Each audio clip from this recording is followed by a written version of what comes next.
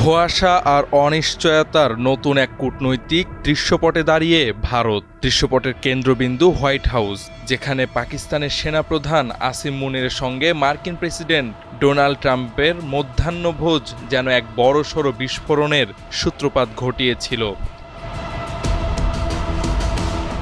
সীমান্তে সন্ত্রাসীদের মদদ দিচ্ছে পাকিস্তান। ভারত বছরের পর বছর এই অভিযোগ দিয়ে আসছে, কিন্তু পাকিস্তানের শীর্ষ সামরিক নেতৃত্বের সঙ্গে ট্রাম্পের বৈঠক ভারতের জন্য যেন রেড লাইন টেনে দিয়েছে। যদিও যুক্তরাষ্ট্র বলছে তারা ভারত পাকিস্তান উভয়ের সঙ্গেই বন্ধুত্বপূর্ণ সম্পর্ক বজায় রাখতে চায়, তবে ভারতের চোখে এটি নিছক কোনো ঘটনা নয়, বরং স্পষ্ট দ্বিচারিতা। আর এই দ্বিচারিতার প্রতিক্রিয়ায় ভারতের কৌশলে এসেছে নাটকীয় মোড়। দীর্ঘদিন চীনকে প্রতিপক্ষ হিসেবে দেখলেও এবার সেই চীনের দিকেই হাত বাড়াচ্ছে নয়াদিল্লি। যে চীন ছিল সীমান্ত সংঘাতের প্রতিপক্ষ, এখন সেই চীনের সঙ্গে সম্পর্ক পুনর্মূল্যায়নের পথ ধরেছে ভারত। একসময় চীনা বিনিয়োগের ওপর কড়াকড়ি আরোপ করলেও এখন তা শিথিল করার চিন্তা করছে দেশটি।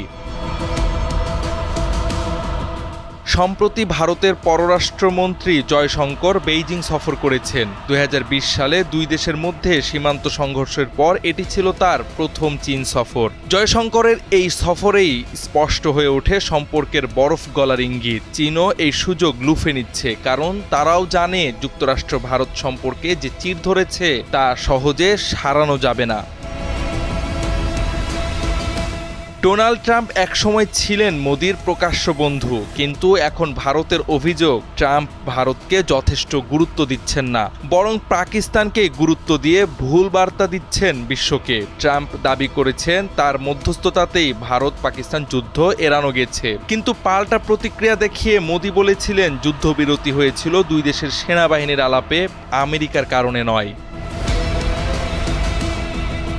এই উত্তেজনার মধ্যে ভারত যুক্তরাষ্ট্রকে সাবধান করে বলেছে সীমান্ত পারের সন্ত্রাসের বিষয়ে তাদের অবস্থান স্পষ্ট এবং আপোষহীন।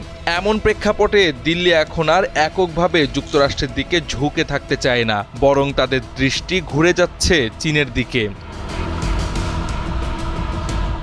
বিশ্লেষকরা বলছেন এটা শুধু তাৎক্ষণিক প্রতিক্রিয়া নয়, ভারতের অবস্থান এখন আরও ভারসাম্যমূলক। তারা বুঝেছে ট্রাম্পের মতো একজন নেতার সঙ্গে সম্পর্ক মানে অনিশ্চয়তা, তাই ভারত এখন চাইছে বিকল্প তৈরি করতে। একদিকে যুক্তরাষ্ট্রের সঙ্গে সম্পর্ক ধরে রাখা, অন্যদিকে চীনের সঙ্গে নতুন সমঝোতা গড়ে তোলা। এটা ভারতের কূটনীতি, যেখানে যুক্তরাষ্ট্রকে আর সবকিছু ভাবা হচ্ছে না।